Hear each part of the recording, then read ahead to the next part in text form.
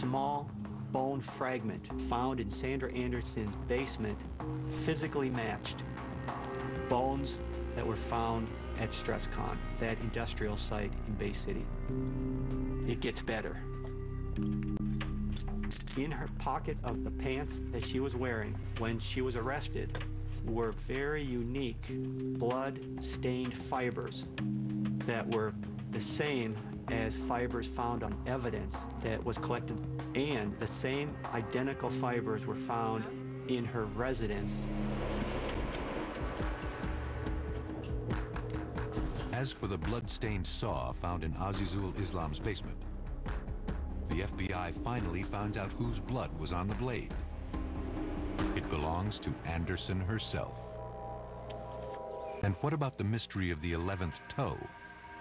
One of the people that we spoke to told us that Sandra Anderson had a friend in Louisiana. And KTBS 3 News has learned an investigation into where those remains came from has led to the home of Captain Kerry Foster, head of the fire department search and rescue team. The FBI agents opened a freezer in the garage, found human arms, legs, and a foot with a big toe missing off the foot.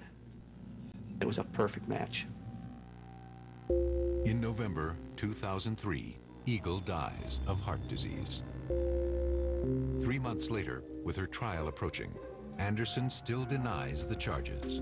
It wasn't until the forensics was able to be put in front of her, DNA results, hair analysis, and all the other lab work, did she finally realize that the case was rock solid, airtight, and she ultimately confessed to having planted evidence at crime scenes. On March 10th, 2004, 5 days before her trial, she negotiates a plea bargain. She admits to falsifying a material fact, obstructing justice, and making false representations and statements. Sandy Anderson was served 21 months in a federal prison for planting evidence at crime scenes. But at her sentencing, she made a request to U.S. District Judge Patrick Duggan that her imprisonment be postponed until November 15th. She told the judge she needed to take care of her mother, who was to undergo cancer surgery this week. But it appears Anderson was lying. The mother did not need Sandra's help. And in fact, according to court documents, the mother tells the judge that her daughter is a pathological liar. She was lying from the beginning, and she lied right at the end. Ultimately, Anderson is sentenced to less than 2 years in prison and fined $14,500. As long as she alerts authorities during probation, she'll be entitled to work crime scenes once she's free. And that day is quickly approaching. Peter Kupaza is not as lucky. The case against him took stock in Anderson's claim that she found blood in his apartment. That testimony helped put him in prison for life. Despite that, he's lost his appeal for a new trial. Azizul Islam also appealed, based on the false evidence Anderson planted in his basement. He lost as well. Yes. Whoa. Beautiful. Oh my God. Wow. What is this? Wow, that's a bone of the foot. As word spreads of Anderson's crimes, how many other cases might now end up back in court? More. So we got 3 or 4 or 5? Looks like skull maybe. Skull maybe. How many more of her astounding discoveries will turn out to be false evidence? There it is again. Wow. 5 hits in this room. In some cases, you know, her evidence may have sent innocent people to jail, and in other cases may overturn the convictions of people who the police feel are guilty. Eagle touch. It's in here, obviously. There was a huge potential there that she put innocent people away. Here, go under his paw. Now, go. The last thing you ever want to do in any kind of criminal investigation is potentially arrest an innocent person and get them convicted and incarcerated.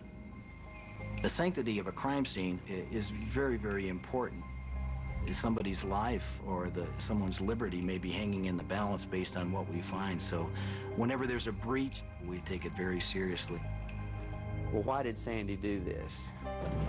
I'm befuddled. I can't come up with anything logical.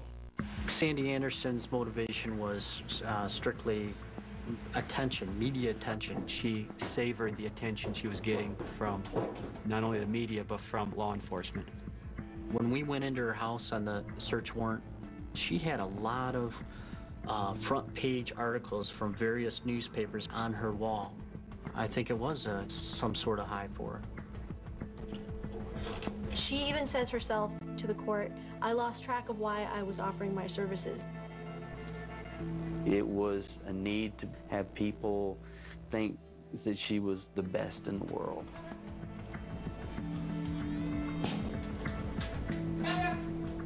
She was sweeping in, able to solve these cases, able to give closure to families. The true victims in this whole episode are the families, cases all over the country with similar stories, where the families had their hopes up.